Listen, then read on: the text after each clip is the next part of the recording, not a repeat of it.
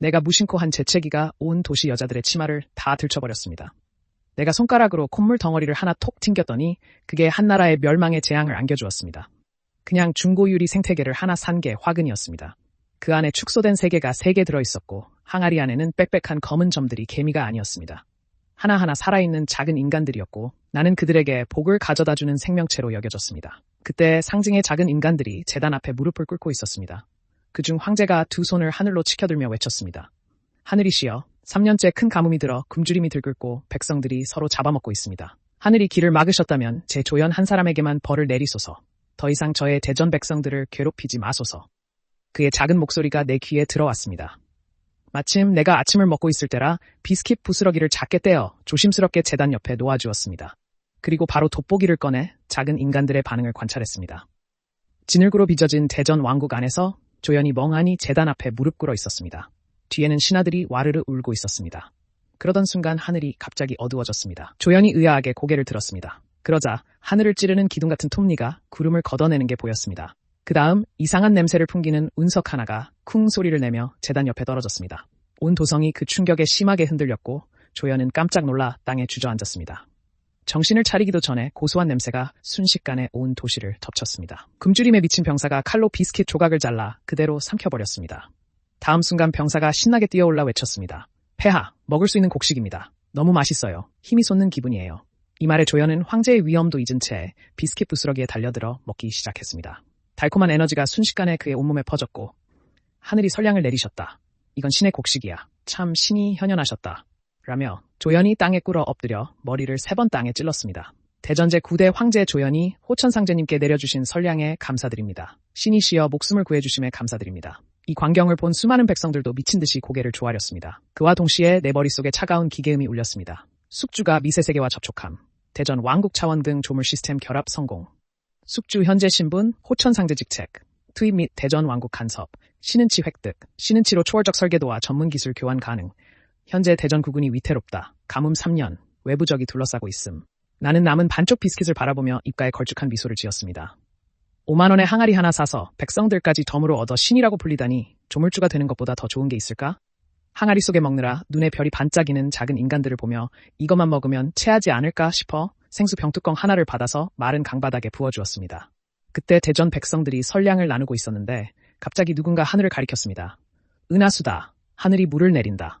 모든 작은 인간들이 그가 가리키는 방향으로 시선을 돌렸습니다. 거대한 빨간 원반이 서서히 기울며 맑고 투명한 폭포가 하늘에서 쏟아졌습니다. 물줄기가 순식간에 강바닥을 채웠고 이 광경을 본 대전 백성들이 모두 해자로 뛰어들어 물을 마셨습니다. 이 물이 달다. 게다가 모래 한 점 없다. 쓴 우물물만 마셔본 고대인들에게 생수는 신의 음료나 다름없었습니다. 조연이 맑은 강물을 떠받들며 흥분했습니다. 호천상제께서 대전을 버리지 않으셨다. 대전이 살았다. 시스템 알림음이 이때 다시 울렸습니다. 조물주가 감노를 내리심. 대전 백성 충성도 상승. 신은지 500 획득. 나는 흐뭇하게 손을 닦았습니다. 이 신은지 모으기가 너무 쉽네. 시스템 상점을 살펴보려는 찰나 생태계 안에 연기 신호가 피어오르는 게 보였습니다. 나는 바로 항아리 옆에 가서 확인했습니다. 커다란 군대가 대전 쪽으로 진군하고 있었습니다. 그들은 벼룩 같은 괴물을 타고 있었고 지나가는 곳마다 대전의 마을이 초토화되었습니다. 나는 다시 대전의 도성을 바라보았습니다. 수비대장이 조연 앞에 엎드려 외쳤습니다. 폐하, 북방 늑대조 기병 3만이 과문을 치고 있습니다. 국경군대는 전멸했습니다. 늑대 기병이 이미 성박 심리에 이르렀습니다. 저희 군대는 이미 어쩔 도리가 없습니다. 방금 흥분했던 대전 백성들은 순식간에 얼음 구덩이에 빠진 듯했습니다.